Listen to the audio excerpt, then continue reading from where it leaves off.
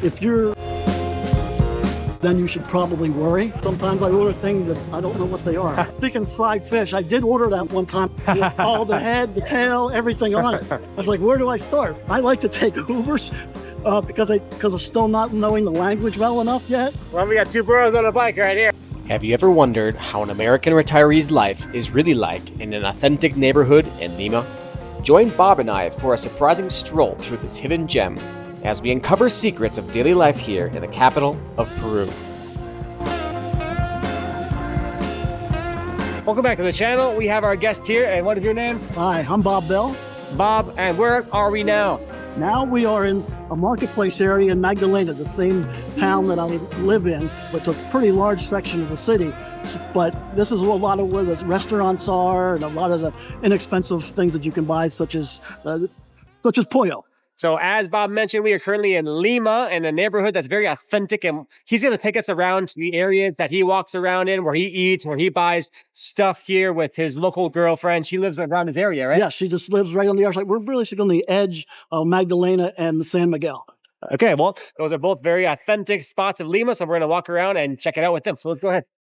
How far is this place from your house if you come here by foot? It takes me about 20 minutes to walk here from my apartment. What do you normally come here for besides visiting your girlfriend? mostly that, but then we'll also go out here if she wants to buy some groceries. She doesn't go to the grocery store like I do. She shops in these local markets and everything. And also just the restaurants for some food. We'll go to lunch and get some ceviche and lomo saltado.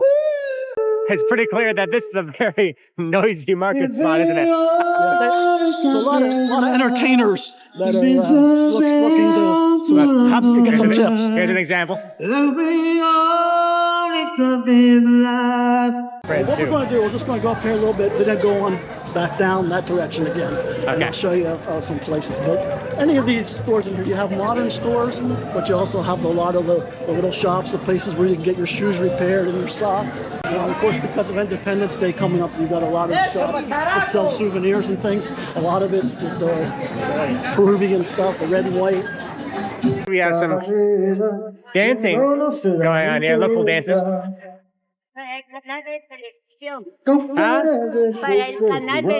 Ah, ¿sí? ¿Es competencia o qué es? No,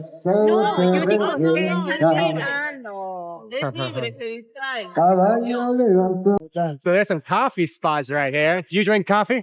I don't. Yeah. Well, we have for a cerveza spot, yeah. We have some what's called gourmet regular coffee for about $1.20. Tell us, Bob, have you taken a tuk-tuk here? That's a pretty common form of transportation. Yeah, absolutely. It's very inexpensive. For me, again, I like to take Ubers because I'm still not knowing the language well enough yet. But it's a lot cheaper. For example, from here to my apartment, in an Uber is about anywhere, depending, the equivalent of $6 to $8. Here, this is 3 soles, which is a fraction of that. If you're looking at having the lowest budget and most cost-effective type of thing, having a Spanish language and being able to negotiate with tuk-tuks, what did you say? It's about half the price or less? It's less than half the price. All right. So it's about $1 and change for that. And what's even cheaper is if you take the bus, the public transportation, the bus, it's less than $1 to get from my apartment to here. Right. So when I lived in Arequipa, I used to take the combos and the buses. They're 1 sol each. Yeah. Which is like 28 cents. Yeah, exactly. For people that don't know much about the cuisine here, this actually is a type of food that's very popular in Peru. There's like empanada type of things here. That some of them are sweet, some of them have meat. All right, you can see right here, 6 soles for pastel, hot dog. We have some beef, empanada with cheese, like fried pastries. Really good food. Do you like the empanadas here? Yes. Yep. And of course, the pastries are everywhere. Uh-huh. You know, you'll be able to find the desserts every block. So people know that Peru is like a foodie paradise. What is your favorite food to eat here? I think lomo saltado is my favorite. That's sort of my go-to meal, and it's a beef. It's actually beef and some type of potato, usually French fries, and also rice. Me in particular, though, I'm not a 2-carb guy.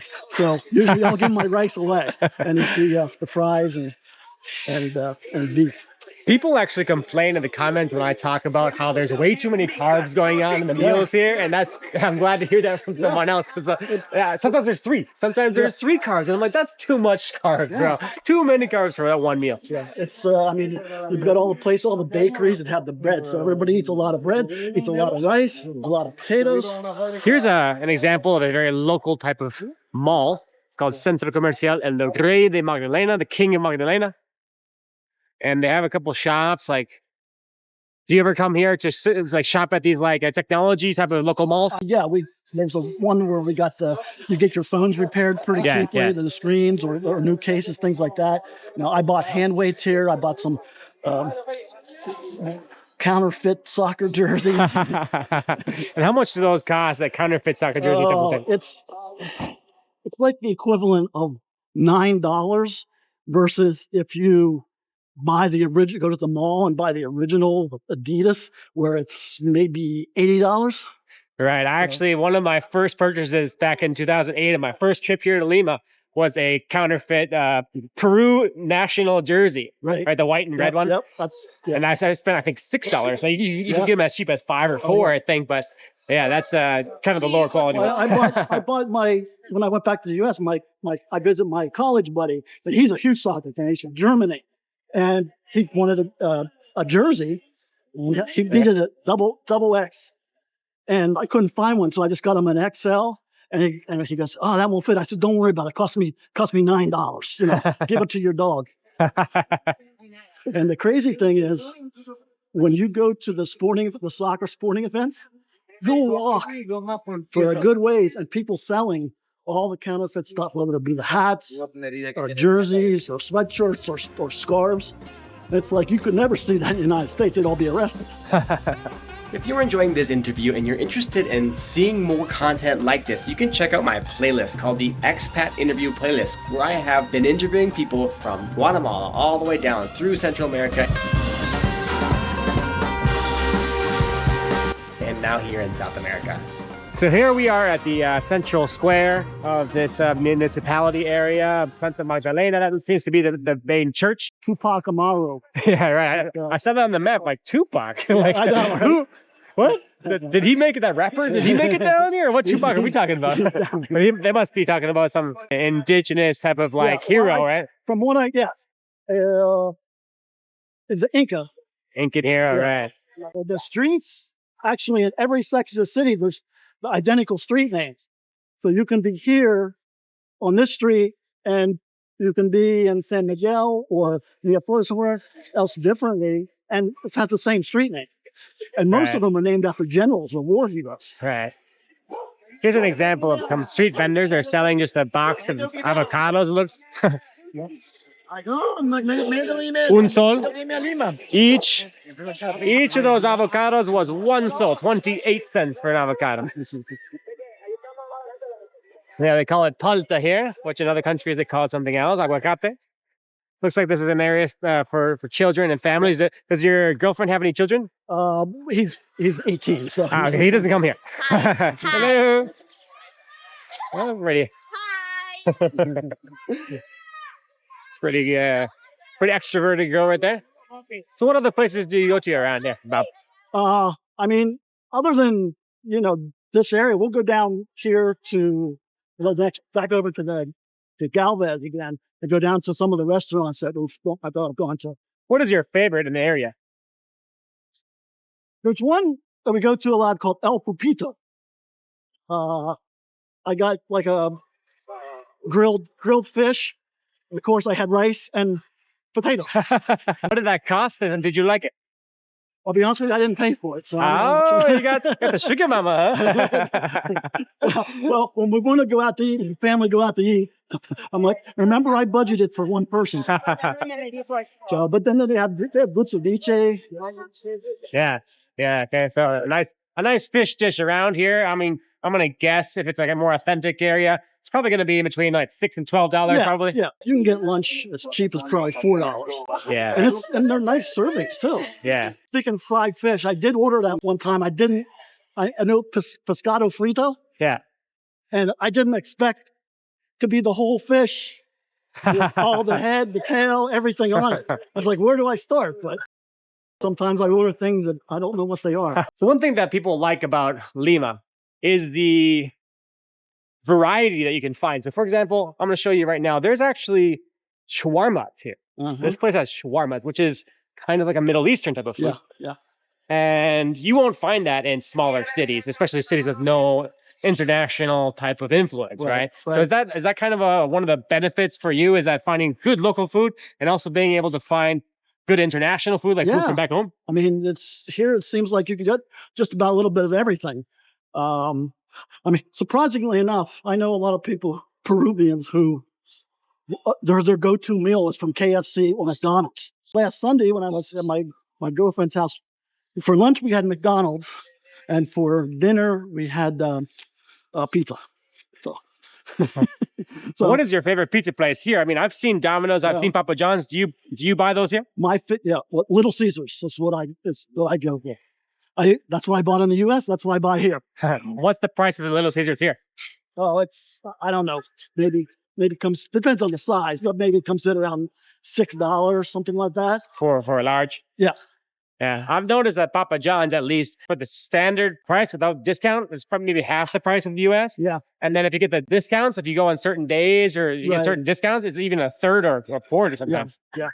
So most people would probably see this type of neighborhood and they might think that it seems maybe like dangerous to them. Do you ever feel like in danger in like more local areas? No, I mean, somebody told me one time when I first came here, is like, if you're in an area where there's no women or children, then you should probably worry, especially at night.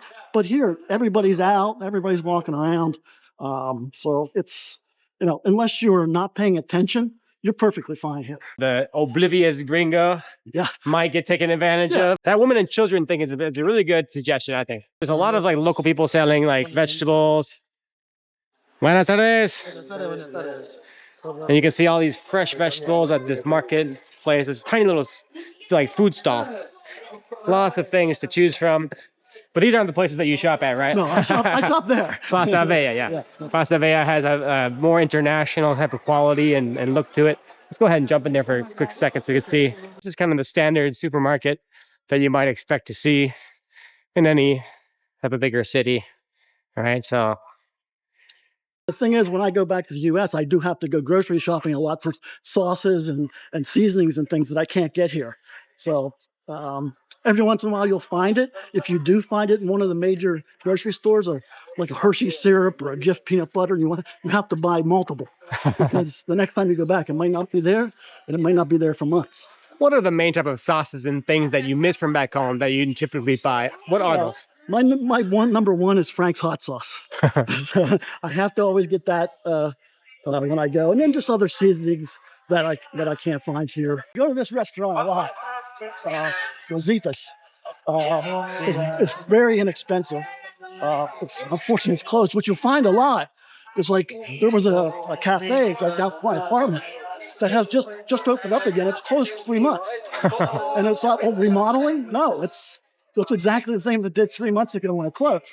So I don't know what, there's no sticker on here saying that health department closed them.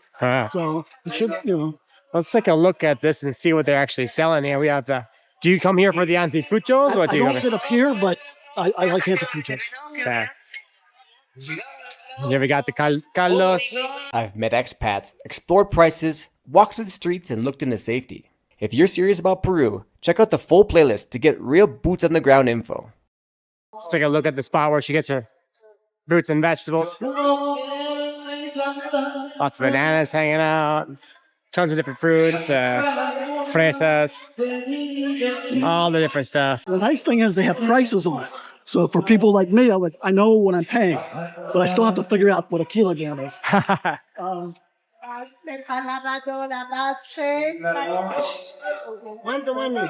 looking for a salad in this type of thing that I get that's good enough to make 2 salads for me, and it's 1 sole, so 30 cents. That's Papa John's. Oh, there it is. So here it is, my example of getting a large pizza with a soda for 30 soles, which is about $8. This juice place, you get a lot of the fresh made juices. Let's check it out here. Special juices with papaya, pineapple, sour sop. With a lot of the papaya, What is your favorite one here? the piña. The pineapple juice? Pineapple. And what does that cost around here? Like $6, is it? That was 6, yes. Yeah, so about $1.80 for a pretty big drink. Nice fresh juice. Let's take a look inside this little market quickly. Okay. And we have some fresh, or maybe frozen chicken just hanging out. Coming to these places when they don't have any of the prices is kind of complicated, right? Right. If you don't already have good Spanish skills, Because then wandering in and trying to... my thing is I know I'm going to pay a gringo price, which actually has happened to me when I was here very early on.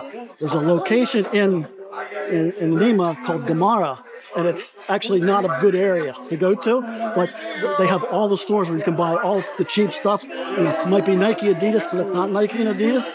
And I went to get a Nike tracksuit, and the person I was with was Peruvian, and they gave him a price of 100 soles.